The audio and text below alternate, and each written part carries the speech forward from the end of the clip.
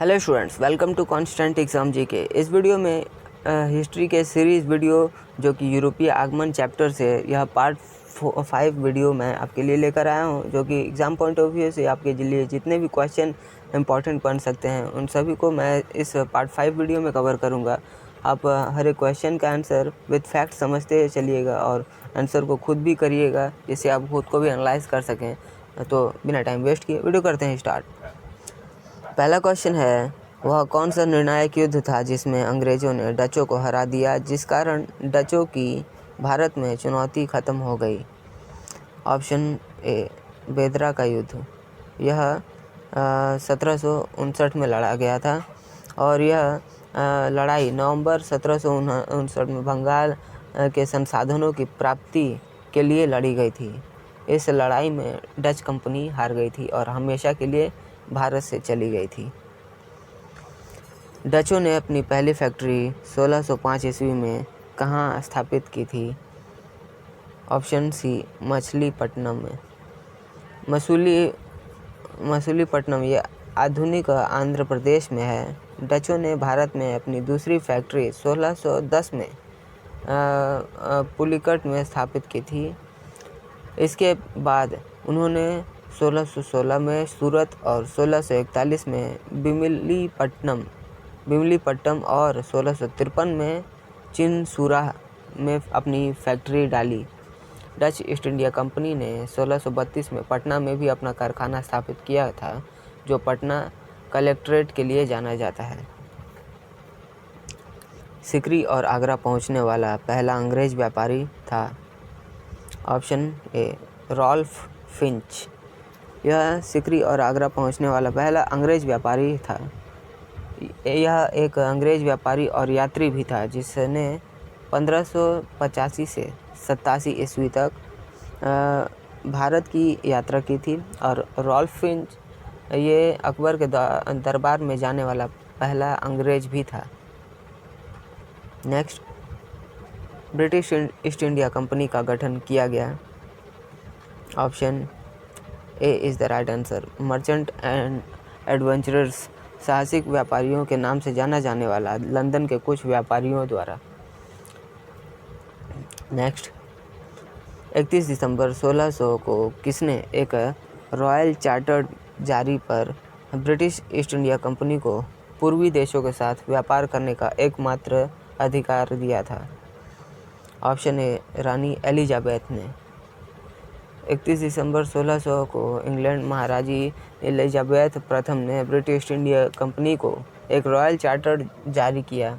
इस चार्टर के तहत कंपनी को पूर्वी देशों के साथ व्यापार करने का एकमात्र अधिकार दिया गया था।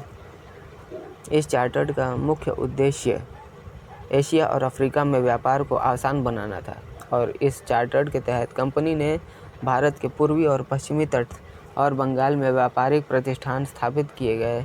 कंपनी के जहाज़ पहली बार 1608 में सूरत के बंदरगाह पर पहुंचे थे। Next, British east India company का प्रथम गवर्नर कौन था? Option A, Thomas Smith is the right answer. यह 1773 में कंपनी कोलकाता में राजधानी की स्थापना की थी और वॉरेन हेस्टिंग को बंगाल का पहला गवर्नर जनरल भी नियुक्त किया था। वॉरेन हेस्टिंग का जन्म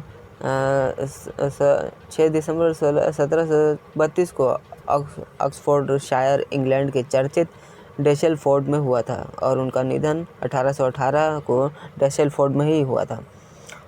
वॉरेन हेस्टिंग ने 1772 में 1785 तक भारतीय मामलों पर अपना दबदबा बनाए रखा और इंग्लैंड लौटने पर उन पर महाभियोग भी चलाया गया था, हालांकि उन्हें बरी कर दिया गया था। नेक्स्ट, कैप्टन विलियम हॉकिंस किस जहाज़ से भारत पहुँचे? Option A, hectare. Captain William Hawkins या अंग्रेजी ईस्ट इंडिया कंपनी के जहाज़ हेक्टर पर सवार होकर भारत पहुँचे थे और 24 अगस्त 1608 को सूरत में लंगर डालने वाला हेक्टर कंपनी का पहला जहाज़ था और हॉकिंस इस जहाज़ के कप्तान थे। और 1607 में ब्रिटिश सम्राट जेम्स प्रथम दूत के रूप में विलियम किलिंग के साथ सूरत के लिए रवाना हुए थे। हॉकिंस अपने साथ इंग्लैंड के तात्कालिक राजा जेम्स प्रथम का पत्र लेकर आए थे, जिसे जहांगीर के पास पहुंचाया जाना था, और भारत पहुंचने के बाद वह सीधे जहांगीर से मिलने गए थे। हॉकिंस ये तुर्की भाषा से अच्छी तरह वाकिफ़ थे और जहांगीर भी कुछ तुर्की भाषा जानता था, तो जहांगीर ने उन्हें अंग्रेजी खान भी कहा था। नेक्स्ट, किस मुग़ल बादशाह ने 6 फरवरी 1613 को एक फरमान जारी कर अंग्रेज़ों को सूरत में एक स्थायी कोठी खोलने की अनुमति दी? ऑप्शन बी, जहांगीर ने। 6 फरवरी 1613 को मुग़ल बादशाह जहांगीर ने एक फरमान जारी करके अंग्रेज़ों को सूरत में एक स्थायी कारखाना खोलने की अनुमति दी थी। इस फरमान के तहत अंग्रेज़ों को थॉमस एडवर्ड के नेतृत्व में सूरत में एक व्यापारिक चौकी खोलने की इजाज़त दी गई थी। ब्रिटिश ईस्ट इंडिया कंपनी मसालों के व्यापार के लिए भारत आई थी, जो उस समय यूरोप की एक अहम वस्तु थी। कौन इंग्लैंड के सम्राट जेम्स प्रथम का राजदूत बनकर 1615 ईस्वी में मुग़ल बादशाह जहांगीर के दरबार में अजमेर पहुंचा? ऑप्शन सी, सर टॉमस रो।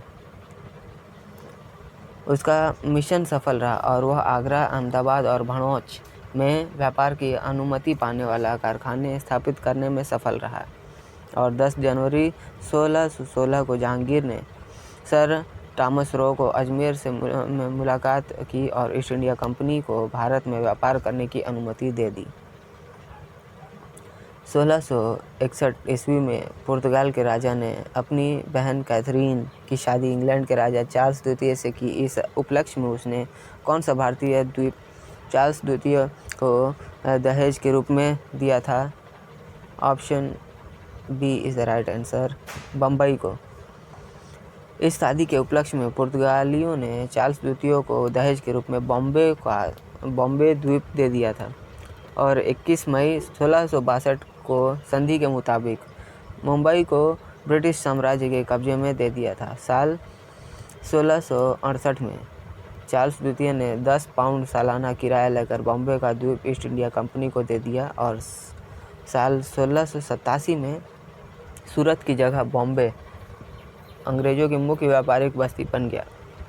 वर्तमान में मुंबई महाराष्ट्र की राजधानी है और 2011 की जनगणना के अनुसार भारत का सबसे ज़्यादा आबादी वाला शहर है। तो स्टूडेंट्स, ये था यूरोपियों के आगमन चैप्टर से पार्ट 5 वीडियो, जो कि जितने भी इम्पोर्टेंट क्वेश्चंस हैं उन सभी को इस वीडियो में मैंने कवर किया है। आपने कितने क्वेश्चन सही किए आप हमें कमेंट करके भी बता सकते हैं, और वीडियो पसंद आई हो तो इसे अधिक से अधिक उन लोगों को जरूर शेयर करिएगा जो कॉम्पिटिटिव एग्जाम्स की तैयारी कर रहे हैं, ताकि उन्हें भी इन सारे क्वेश्चंस का हेल्प मिले। तो मिलते हैं नेक्स्ट वीडियो में, तब तक के लिए कीप वॉचिंग, कीप प्रिपेयरिंग।